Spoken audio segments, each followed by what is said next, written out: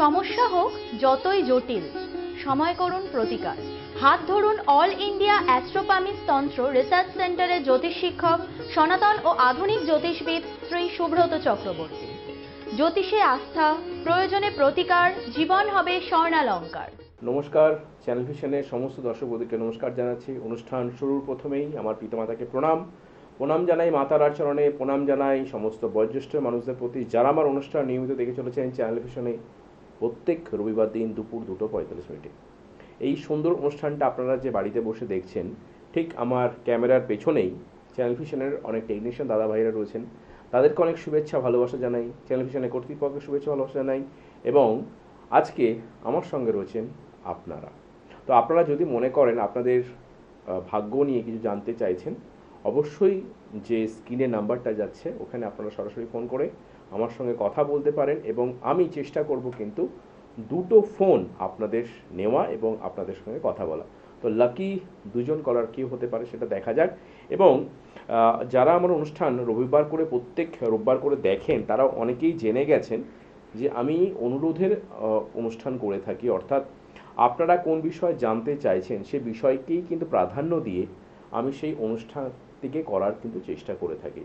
তো আপনারা যারা মনে করছেন কোনো বিষয় জানতে চাইবেন, আমার যে হোয়াটসঅ্যাপ নাম্বার 9831707058, এছাড়া 9874207060, এই নাম্বারটাতে আমাকে SMS করতে পারেন অথবা হোয়াটসঅ্যাপ করতে পারেন। এছাড়া আমার যে মেল আইডি রয়েছে ছোট হাতে সুব্রত SUBRATA 7070@gmail.com, এই মেল আইডিতেও কিন্তু আপনারা আপনাদের অনুরোধগুলোকে রাখতে পারেন বা কোন বিষয় জানতে চাইছেন সে বিষয়কে আপনি কিন্তু নির্দিষ্টভাবে বলতে পারেন। এবং অবশ্যই যারা কোনো কিছু বিষয় জানতে চাইছেন তাদের date of birth, time, place of বার্থটার সঙ্গে কিন্তু অ্যাটাচ করে দেবেন এবং কোন বিষয় জানতে চাইছেন সেটা যদি আপনি বলে দেন তাহলে আপনার নামটাও কিন্তু যে কোনো মিডিয়াতে, আজকে যেরকম চ্যানেল ভিশনে করছি তেমনি অন্য মিডিয়াতেও যখন অনুষ্ঠান করব আপনাদের নামটা ঘোষণা করব এবং আপনার বিষয়কে নিয়ে আপনার ডেট অফ বার্থকে ধরে কিন্তু আলোচনা করব।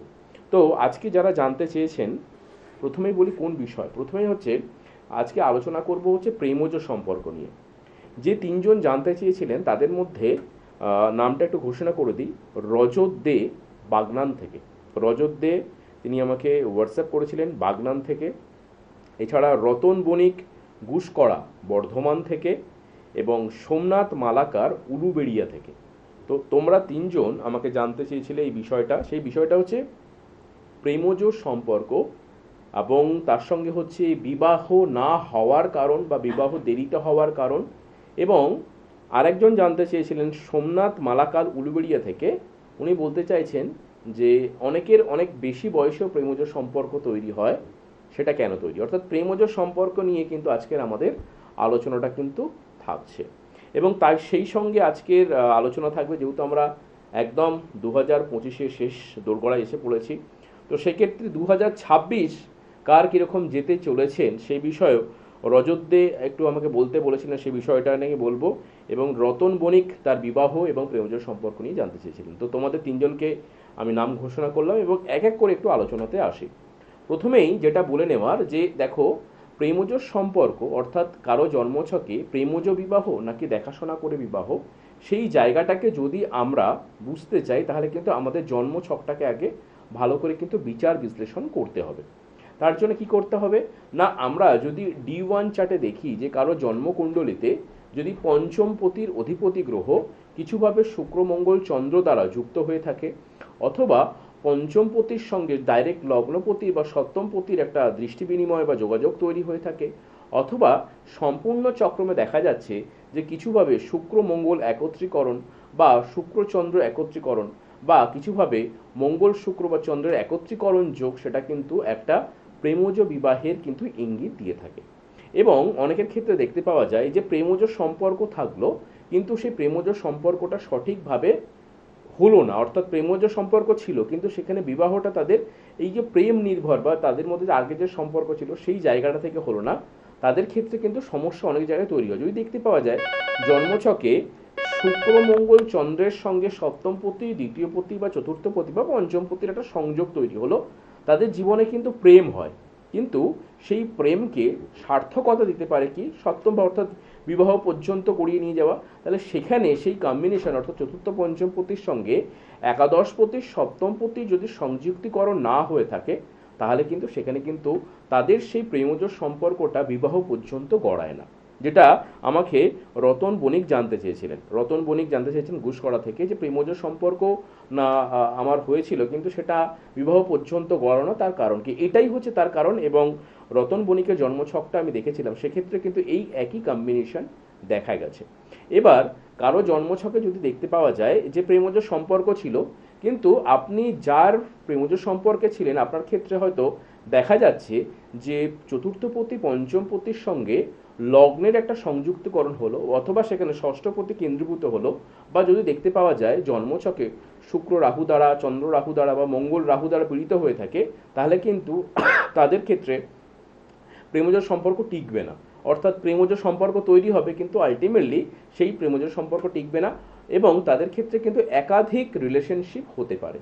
বিশেষ করে দেখতে পাওয়া যায় কারো শুক্র রাহুযুক্ত হয়ে থাকে, কারো মঙ্গল যদি রাহুযুক্ত হয়ে থাকে, বা কারো চন্দ্রের সঙ্গে রাহুর কম্বিনেশন হয়ে থাকে জন্মছকে, বা সেটা লগ্নকে নির্দেশ করে, বা চতুর্থ পতি পঞ্চম পতিকে নির্দেশ করে, অথবা সপ্তম পতিকে নির্দেশ করে, তাহলে কিন্তু তাদের জীবনে প্রচুর প্রেম হয় এবং তারা একাধিক প্রেমজ সম্পর্কে যুক্ত হয়, কিন্তু আলটিমেটলি তারা কিন্তু সেই প্রেমজ সম্পর্কটাকে বিবাহ পর্যন্ত নিয়ে যেতে পারেন না। সেক্ষেত্রে অবশ্যই কিন্তু সপ্তম পতি বা একাদশ পতির সংযুক্তিকরণ থাকাটা অত্যন্ত জরুরি। তাহলে এখানেও একটা বোঝা যাচ্ছে যে আমি প্রেমজ সম্পর্কে যুক্ত রয়েছি, কিন্তু সেটা আমার বিবাহ পর্যন্ত যাবে কিনা, বা আমার একাধিক রিলেশনশিপ রয়েছে কিনা, সেটাও কিন্তু এই জন্মছক দেখলে বোঝা যায়। অর্থাৎ প্রেমজ সম্পর্ক নিয়ে কিন্তু একাধিক আলোচনা আছে। আরেকটা বিষয় আমি একটা উল্লেখ করে দিই, সেটা হচ্ছে সোমনাথ মালাকার জানতে চেয়েছেন, অনেকেই দেখবেন অধিক মানে বয়সেও কিন্তু প্রেমজ সম্পর্ক হয়। কারো জন্মছকে যদি পঞ্চমে শুক্র থাকে এবং সেই শুক্র যদি কিছুভাবে কেতুর সঙ্গে সংযুক্তিকরণ হয়, কারো জন্মছকে যদি পঞ্চমে শুক্র থাকে এবং সেই শুক্র যদি কেতুর সঙ্গে সম্পর্কযুক্ত হয়, সেই ব্যক্তি বা তিনি পুরুষ বা নারী যেই হোক না কেন, তিনি কিন্তু 65 বছর বা 70 বছর হলেও কিন্তু তার প্রেমজ সম্পর্ক তৈরি হতে পারে। এটা কিন্তু একটা অদ্ভুত বিষয়। অর্থাৎ তাদের মধ্যে এই জিনিসটা তৈরি হয় অনেক সময়, তারা হচ্ছে একটা রিলেশনশিপে বিশ্বাসী নয়, তারা হচ্ছে একাধিক রিলেশনশিপে বিশ্বাসী হতে পারে। অর্থাৎ কারো জন্মছকে পঞ্চমে যদি শুক্র অবস্থান করে, বা সেখানে যে পঞ্চমে শুক্র হয়েছেই বলে তার একাধিক বা তার ক্যারেক্টার খারাপ এরকম কোনো কিছু নয়, কিন্তু পঞ্চমে শুক্র সেটা যদি কেতুর সঙ্গে সংযুক্তিকরণ হয়ে থাকে, তাহলে কিন্তু তার 65 বছর বয়সেও, 60 বছর বয়সেও কিন্তু প্রেমজ সম্পর্ক তৈরি হয়ে থাকে। অবশ্যই আলোচনায় আসবো। ফোনে কোনো বন্ধু এসেছেন। নমস্কার, কে বলছেন? হ্যালো, নমস্কার। নমস্কার, বলুন কে বলছেন? হ্যাঁ হ্যাঁ, নদিয়া থেকে। নদিয়া থেকে। আচ্ছা বলুন, আপনার নামটা বলুন।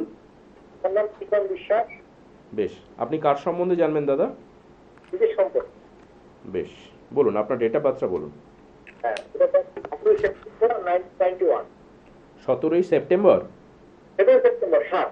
আচ্ছা, 7ই সেপ্টেম্বর, হ্যাঁ, 1991। 1991, তাই তো? আচ্ছা, 1991 সাল। আচ্ছা, সময়টা বলুন। সময় হচ্ছে সকাল 11টা 28 মিনিট। সকাল 11টা 28 মিনিট। ওকে। জন্মস্থান দাদা? জন্মস্থান নদিয়া। জন্মস্থান হচ্ছে নদিয়া। বেশ, আমার অনুষ্ঠান দেখেন? হ্যাঁ, অনুষ্ঠান আমি আপনার দেখি। আজকে লাইনটা পেলাম চেষ্টা করার পর। বেশ, কতদিন দেখছেন অনুষ্ঠান? অনুষ্ঠান আমার অনেক দিন হয়ে গেছে দেখা। আপনার যখনই অনুষ্ঠান হয় তখনই দেখি। সিটিভিএন, তারপর গ্রুপ। বাহ বাহ, ঠিক আছে। আচ্ছা, আপনার জন্মবারটা কি শনিবার ছিল দাদা? হ্যাঁ, শনিবার। আপনার লগ্ন হচ্ছে বৃশ্চিক লগ্ন, রাশি হচ্ছে সিংহ রাশি, জানতেন? হ্যাঁ, এটা জানা আছে। বেশ, ওকে।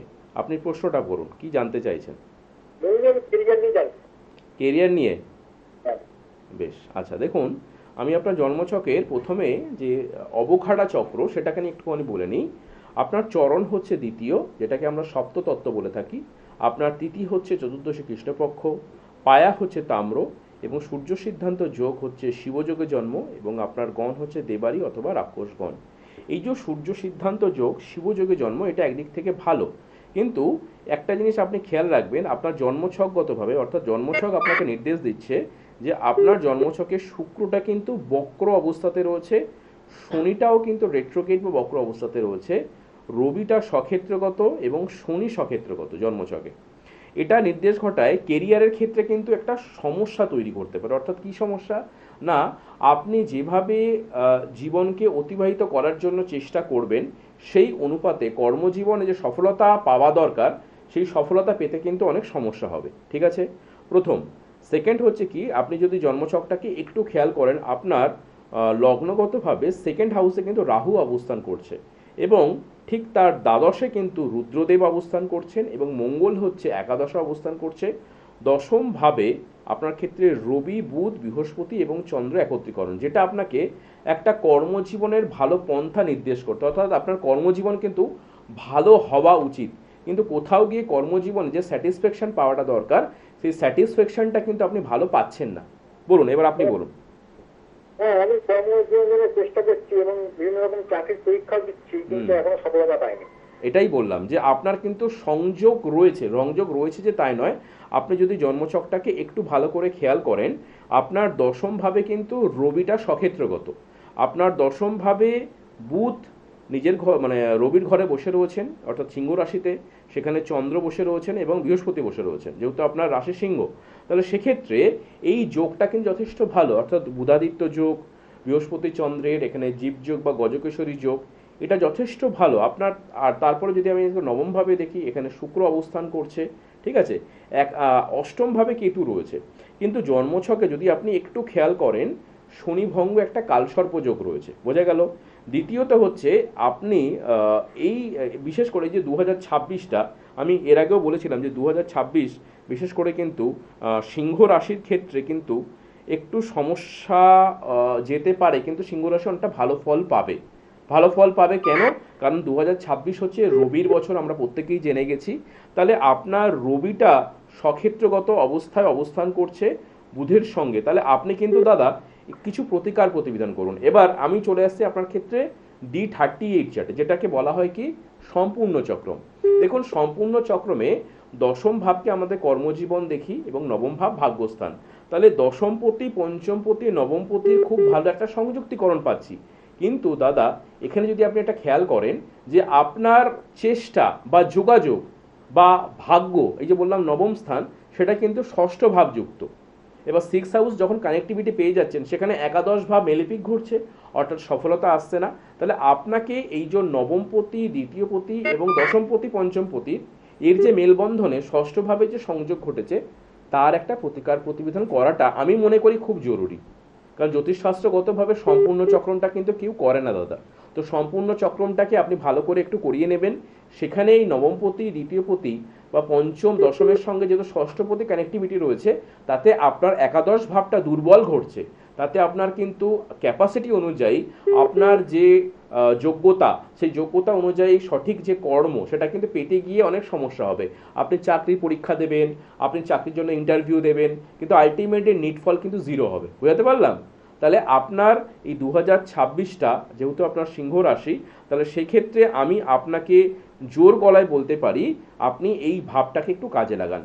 সেকেন্ডলি আমি বলে রাখি যে সিংহ রাশির ক্ষেত্রে কেন, দেখুন আমরা রাশিফলটাকে সামগ্রিক বিচার হিসাবে দেখি, কিন্তু আপনার ক্ষেত্রে দাদা আমি ব্যক্তিগতভাবে যেটা বলবো, আপনার যে রবি যেখানে অবস্থান করছে, অর্থাৎ রবির যে অবস্থান বা রাশিগতভাবে, সেখানে যে চন্দ্র সিংহ রাশিতে অবস্থান করছে, কিন্তু চন্দ্র কোন নক্ষত্র পেয়েছে সেটা আমরা দেখি না।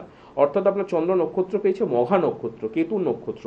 তাহলে এই যে মঘা নক্ষত্র অবস্থান করছেন, সেখানে একটা বাধা বিপত্তি তৈরি হতে পারে, অর্থাৎ আপনার ক্ষেত্রে যেভাবে সফলতা আসা দরকার সেইভাবে আসছে না। আপনি জন্মছকটাকে নিয়ে না একটু সম্পূর্ণ চক্র মতো ষষ্ঠ ভাবের একটা প্রতিকার করিয়ে রাখুন, তাহলে দেখবেন আপনার সফলতা অবধারিত দাদা। ঠিক আছে? হ্যাঁ, একটা কথা বলি, হ্যালো। হ্যাঁ বলো বল। হ্যাঁ, বলছি যে এই মানে অনেকদিন হয়ে গেল, মানে ওই চাকরির জন্য আমি সরকারি চাকরির জন্য চেষ্টা করছি, বুঝলেন তো। এইবার আমার তো মানে চেষ্টা করতে করতে অনেকটা বছর হয়ে গেল, মানে আর কি হতে পারে চাকরি? অনেক বছর হয়ে গেল।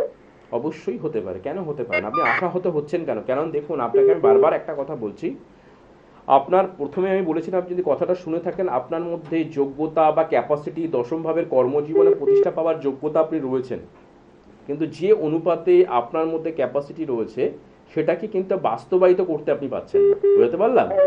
এই বাস্তবায়নের পথে যে বাধাটা ঘটছে সেটা তো ষষ্ঠ ভাব, আপনার নবমপতি, দশমপতি, দ্বিতীয়পতির সঙ্গে ষষ্ঠ কানেক্টিভিটি, তাহলে সেটা তো একাদশপতিকে দুর্বল করছে। একাদশ মানুষের সফলতা, তাহলে তার একটা যদি আমি ছোট্ট প্রতিকার প্রতিবিধান করে রাখি সম্পূর্ণ চক্রমগতভাবে, তাহলে আপনার চাকরি দাদা অবধারিত এবং 2026টাকে আপনি কাজে লাগান। এবং আপনাকে আমি বলতে পারি, যেহেতু আপনার চন্দ্র যে নক্ষত্রটা পেয়েছে সেটা কি মহা নক্ষত্র আমি আপনাকে বললাম, সেখানে কি হচ্ছে একটা গ্রহণযোগ তৈরি হচ্ছে। এই জায়গাটাকে যদি একটু প্রতিকার প্রতিবিধান করেন না, সম্পূর্ণ চক্রের মতো ষষ্ঠভাবে প্রতিকার, আপনার চাকরি অবশ্যই হবে। এটাকে আপনি আজকে চ্যানেল ভিশন আমি বললাম 2026টাকে একটু কাজে লাগান। যদি মনে করেন আপনি যেখানেই থাকুন আমার সঙ্গে একটু পরামর্শ করুন, আপনাকে আমি বসিয়ে আপনার প্রবলেমটা কোথা থেকে হচ্ছে সেটা আমি বুঝিয়ে দিলাম। আপনি সামনে আসলে আপনাকে পুরোপুরি পয়েন্টিং জায়গা করে আমি বুঝিয়ে দেবো এবং তার প্রতিকার প্রতিবিধান করিয়ে দেবো। আপনি নিশ্চয়ই 2026-এর মধ্যে ভালো জায়গায় থাকবেন এবং আমি আপনাকে অ্যাসিওর করছি আজকে আপনি গভর্নমেন্ট সার্ভিস পাওয়ার কিন্তু যোগ্য, কিন্তু সেটা প্রতিকার প্রতিবিধান সঠিক হয়নি বলেই তার প্রবলেমটা হচ্ছে। ঠিক আছে? ঠিক আছে দাদা, ভালো থাকবেন। যদি পারেন পরে রাতের দিকে একবার ফোন করে দিতে পারেন।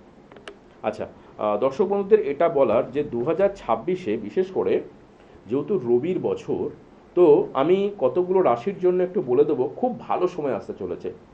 দেখুন, মেষ রাশির জন্য তো অত্যন্ত সুখবর, মানে আপনার যদি মেষ রাশি হয়ে থাকে 2026টার মধ্যে আপনি কিন্তু অনেক কাজে লাগাতে পারেন এবং 2026-এ অনেক কিছু আপনার ফুলফিল হতে পারে। এবং বিশেষ করে আরেকটা রাশি সেটা হচ্ছে কি কর্কট রাশি, মিথুন রাশি, কর্কট রাশি, মিথুন রাশি আপনাদের জন্য 2026 অত্যন্ত ভালো। সিংহ রাশির জাতক জাতিকা তারাও কিন্তু 2026টাকে খুব ভালো করে কাজে লাগান। এবং অন্যান্য দিক থেকে যেটা বলতে পারি, কন্যা রাশি, কন্যা রাশি, বৃশ্চিক রাশি এবং ধনু রাশি যাদের রয়েছে, কন্যা, বৃশ্চিক এবং ধনু, আপনাদের হয়তো অনেক হওয়া কাজগুলো আটকে ছিল বা দীর্ঘদিন ধরে করার চেষ্টা করছেন। বিশেষ করে কন্যা, বৃশ্চিক এবং ধনু রাশি আপনারা কিন্তু এই 2026-এর মধ্যে যে কাজগুলো আটকে রয়েছে না, সেগুলো কিন্তু অবশ্যই ফুলফিল হবে। এটা আপনাকে আমি অবধারিতভাবে বলতে পারি এবং 2026টাকে খুব মাথা ঠান্ডা রেখে চলুন, খুব ভালো ফল পেতে পারেন। কিন্তু 2026টা কাদের জন্য একটু সমস্যা হতে চলেছে, সেটা সমস্যা হতে চলেছে বিশেষ করে মকর, কুম্ভ রাশি যাদের রয়েছে, বিশেষ করে তুলা রাশি, মকর রাশি এবং কুম্ভ রাশি, এই জাতক জাতিক এবং বৃষ রাশি তারা একটু সাবধানতা অবলম্বন করবেন। আমি বারবার বলছি যে তুলা রাশি, মকর রাশি, কুম্ভ রাশি এবং বৃষ রাশি জাতক জাতিকারা আপনারা এই চারটে রাশি, জাস্ট বৃষ রাশি, তুলা রাশি, মকর এবং কুম্ভ রাশি, এই চারটে রাশি জাতক জাতিকাদের ক্ষেত্রে একটু সাবধানতা অবলম্বন করতে বলবো 2026-এ। 2026-এ যদি বড় কোনো ইনভেস্টমেন্ট থাকে, বড় কোনো কিছু সুযোগ সুবিধা থাকে বা খুব বড় টাকা লগ্নি করতে চলেছেন, বা বিশেষ করে অনেকে কি করেন, এই রাশির জাতক জাতিকাদের বিবাহ করার একটা প্রবণতা বা হতে পারে 2026 আমি তো বিবাহ দেব, কিন্তু এই জাতক জাতিকারা বৃষ, তুলা, মকর এবং কুম্ভ রাশির জাতক জাতিকারা এই 2026টা একটু বুঝে শুনে চলতে হবে, তবেই কিন্তু আপনাদের যে প্রবলেমটা ছিল সেটা কিন্তু অনেকটা ওভারকাম করে আপনি বেরোতে পারবেন। শেষে যেটা বাকি রইল মীন রাশি, মীন রাশিরও কিন্তু 2026 অত্যন্ত ভালো হতে চলেছে। মীন রাশির জাতক জাতিকারা যারা রয়েছে 2026 অত্যন্ত ভালো হতে চলেছে। সাবধানতা অবলম্বন করবেন বৃষ রাশি, তুলা রাশি, মকর এবং কুম্ভ রাশি, এই চারটে রাশির যদি আপনি কোনো জাতক জাতিকা হয়ে থাকেন, আজকে যারা অনুষ্ঠানটা শুনছেন, বা আপনার আশেপাশে কোনো ব্যক্তি বা আপনাদের পরিবারের কেউ যদি হয়ে থাকেন, তাদেরকে আপনি একটু সতর্ক করে দেবেন। তো 2026-এ তোমরা একটু ঠান্ডা মাথায় চলো। বড় কোনো ইনভেস্টমেন্ট, কোথাও যদি কোথাও মনে হয় বিদেশ যাত্রা বা সুযোগ সুবিধা আপনি একটা নিতে চাইছেন, একটু ঠান্ডা মাথায় চলতে হবে। যদি দরকার পড়েন আপনার প্রিয়জন কোনো প্রিয় অ্যাস্ট্রোলজার থাকেন, তার পরামর্শ গ্রহণ করুন এবং তিনি আপনাকে নিশ্চয়ই একটা ভালো গাইডলাইন করতে পারবেন।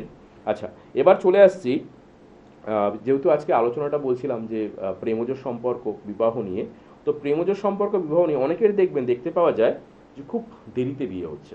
মানে আপনি দেখতে পাচ্ছেন 40 বছর 45 বছর হয়ে গেছে।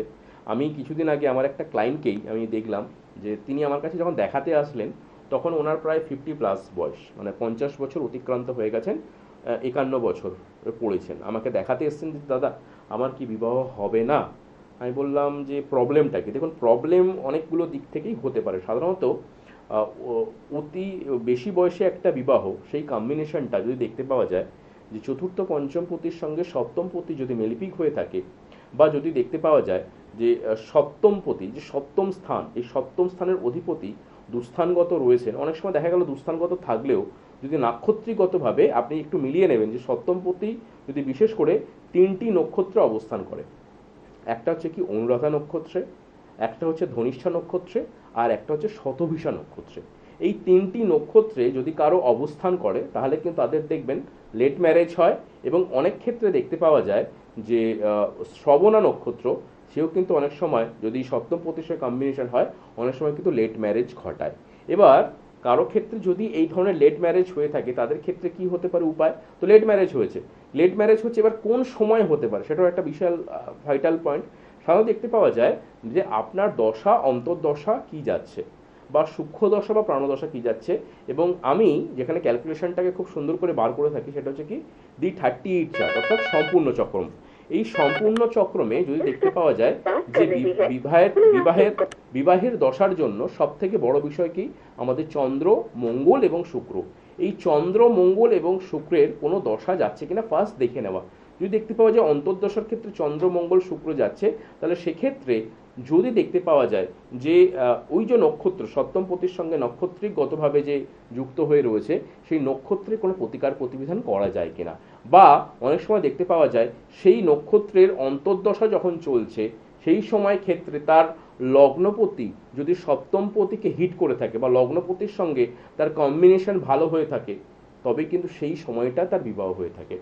এই যে জাতকের একজনের 50 বছরে বিবাহ হয়েছে, তাহলে সেক্ষেত্রেও কিন্তু তার নাক্ষত্রিক সঠিক প্রতিকার প্রতিবিধান করা প্রয়োজন রয়েছে। আমি অনেক ক্ষেত্রে দেখেছি যে সপ্তম পতির সঙ্গে যখন শ্রবণা নক্ষত্রের কম্বিনেশন হয়, ধনিষ্ঠা নক্ষত্রের কম্বিনেশন হয়, শতভিষা নক্ষত্রের কম্বিনেশন হয়, তাদের কিন্তু প্রচণ্ড লেট ম্যারেজ হয়ে থাকে। তাই আপনার আশেপাশে যদি এরকম কোনো কিছু জাতক বা জাতিকা থাকে যাদের হয়তো বিয়েতে বাধা পড়ছে, আপনি অনেক জ্যোতিষী দেখিয়েছেন, এরকম হতে পারেন। অনেকে বলেন দাদা মাঙ্গলিক, তো মাঙ্গলিকের জন্য কি না, একদমই নয়। মাঙ্গলিকের জন্য বিবাহ দেরি বা দাম্পত্য জীবনের সমস্যা, এটা একটা মানুষের মধ্যে না ভুল ধারণা জন্মে গেছে যে মাঙ্গলিক আছে বলে আমার ক্ষেত্রে কিন্তু কোনো প্রবলেম তৈরি হয়েছে বা বিবাহে প্রবলেম হচ্ছে, ওটা নয়। সম্পূর্ণ চক্রমটাকে আপনাকে ভালো করে কিন্তু দেখাতে হবে। ইম্পর্টেন্ট জায়গা হচ্ছে আমাদের কম্বিনেশনগুলোকে আমাকে কিন্তু ভালো করে আইডেন্টিফাই করতে হবে এবং সেই মতো তার প্রতিকার প্রতিবিধান করতে হবে। আজকে একটা খুব সুন্দর ইন্টারেস্টিং বিষয় বলি। অনেকের ক্ষেত্রে বিবাহ হয়েছে কিন্তু স্বামী স্ত্রীর মধ্যে কিন্তু মিলমিশ হচ্ছে না। এবার হতে পারে যে তাদের আপনি জন্মছকগতভাবে গুণসংখ্যা মিল করে বিবাহ দিয়েছেন, কিন্তু তারপরেও কিন্তু তাদের ক্ষেত্রে দেখা যাচ্ছে একটা বয়সের পর তাদের দাম্পত্য জীবনে সমস্যা চলে আসছে। স্বামী স্ত্রীর মধ্যে একটা ঝগড়া, অশান্তি, কলহ যেন বারবার চলছে। এতে কি হয়, অনেক সময় দেখা যায় তাদের দাম্পত্য জীবনে বা মনস্তত্ত্বের জায়গায় প্রবলেম চলে আসে। এখানে হতে পারে যদি দেখতে পাওয়া যায় এই দুজনের স্বামী স্ত্রীর মধ্যে কারো একজন জন্মছকে লগ্নপতি বা দ্বিতীয় পতি যথেষ্ট পরিমাণে সপ্তম পতির সঙ্গে মেলেপিক হয়ে রয়েছে, তাহলে কিন্তু আপনার কোনো পারিবারিক সমস্যার জন্য স্বামী স্ত্রীর মধ্যে অশান্তি হতে পারে। এটা কিন্তু অনেক ক্ষেত্রে দেখতে পাওয়া যায় যে পরিবারের কাউকে নিয়ে, সেটা শ্বশুর হতে পারে, শাশুড়ি হতে পারে, ননদ হতে পারে, যা হতে পারে, কিন্তু এই দ্বিতীয় পতির সঙ্গে সপ্তম পতি যখন মেলিপিক হচ্ছে তাহলে সেক্ষেত্রে কিন্তু আপনার পরিবারের কাউকে নিয়ে কিন্তু কোনো সমস্যা তৈরি হতে পারে। বা অনেক সময় দেখতে পাওয়া যায় যদি সপ্তম পতির সঙ্গে চতুর্থ পতি কম্বিনেশন ঘটেছে বা জন্মছকগতভাবে নবম স্থানে শুক্র রাহুযুক্ত হয়ে রয়েছে, বা সেই নবম স্থানের শুক্র লগ্ন বা দ্বিতীয়কে কেন্দ্রীভূত করেছে, তাহলে কিন্তু অনেক সময় তাদের মধ্যে তৃতীয় ব্যক্তির কোনো সংযোগ ঘটতে পারে। অনেক সময় দেখতে পাওয়া যায় কোনো তৃতীয় ব্যক্তি নেই, কিন্তু মনস্তত্ত্বের দিক থেকে একে একজনের কাছে হ্যাপিনেস নয়, মানে তার উগ্র স্বভাব, মানে তার ক্ষেত্রে দেখতে হবে যে উভয়ের ক্ষেত্রে তাদের চন্দ্র শুদ্ধি কিরকম রয়েছে। এটা কিন্তু খুব ইম্পর্টেন্ট বিষয়, আমরা এই বিষয়গুলোকে দেখি না। এই চন্দ্র শুদ্ধির কম্বিনেশন একজন জাতক জাতিকার ক্ষেত্রে চন্দ্র শুদ্ধি অর্থাৎ চন্দ্রের কম্বিনেশন কি, পীড়িত চন্দ্র, ক্ষীণচন্দ্র না উদীয়মান চন্দ্র, সেই চন্দ্র শুদ্ধিটাকে আমাদের ভালো করে দেখা দরকার। কারো জন্মছকে যদি চন্দ্র শুদ্ধির কারো কম্বিনেশন অশুভ অবস্থায় থাকে, তাদের কিন্তু মনস্তত্ত্বের কখনো মিল ঘটে না, তখন কিন্তু তাদের মধ্যে সেই দূরত্বের জায়গা তৈরি হয়। হ্যাঁ, লাস্ট ফোন কে রয়েছেন? নমস্কার, বলুন। আমি হুগলি থেকে সন্দীপ দাস বলছি। বলুন দাদা, কার সম্বন্ধে জানবেন? আপনার সম্বন্ধে? হ্যাঁ, আমার সঙ্গে বলুন, আপনার ডেট অফ বার্থ বলুন। হ্যাঁ, 15 ফেব্রুয়ারি 2001। 15 ফেব্রুয়ারি 2001। হ্যাঁ। আচ্ছা, জন্ম সময়? জন্ম সময় হচ্ছে সকাল 8টা বেজে 35 মিনিট। 8টা বেজে 35। 8টা বেজে 37 সকাল, তাই তো? হ্যাঁ।